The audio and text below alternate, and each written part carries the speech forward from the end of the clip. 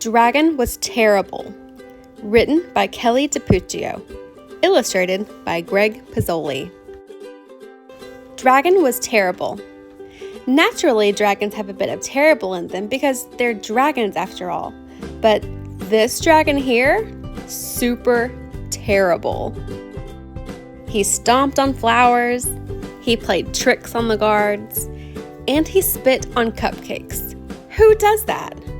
Dragon, that's who. That's not all. He scribbled in books, he threw sand, and he took candy from baby unicorns. Honestly, that's terrible. The king had had enough.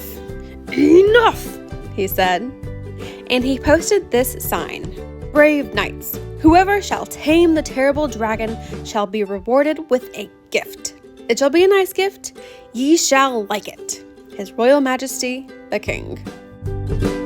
Knights lined up to show off their dragon taming skills. They all failed. Miserably. And Dragon just grew more terrible.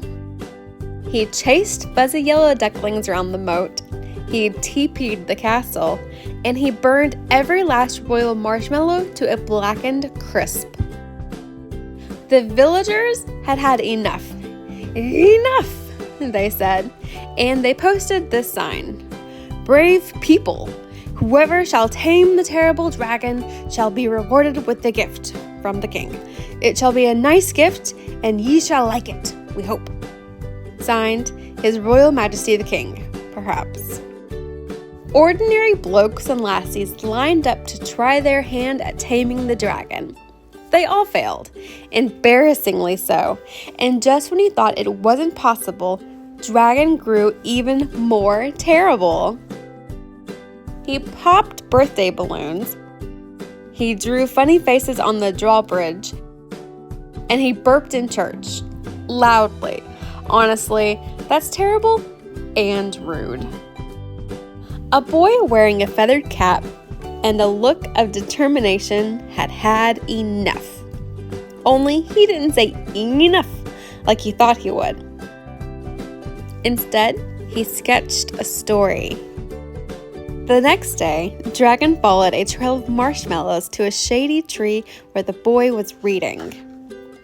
The boy spied the dragon out of the corner of his eye and began to read aloud in a booming voice.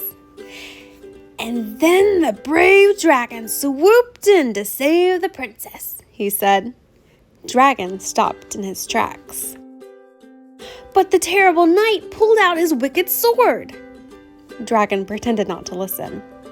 The brave dragon roared, and the fraidy-cat knight trembled in his boots. Dragon pretended to walk away. A crowd began to gather, and Dragon took cover in a tree. The boy continued reading, page after page after page, until... Snap, crash!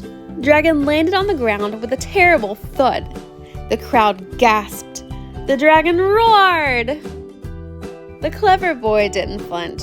He reached out a hand to the dragon and said, "Would you like to hear how the story ends?" And just when you thought it wasn't possible, Dragon smiled, and he took a seat beneath the tree with the other children. Honestly, that's adorable. The king cheered, the villagers cheered, the baby unicorn and the fuzzy ducklings cheered the loudest of all. At long last, the terrible dragon had been tamed. The end. Hey, wait! What about the reward? Oh yes, that. The gift was a new friend. A nice dragon, of course. The end.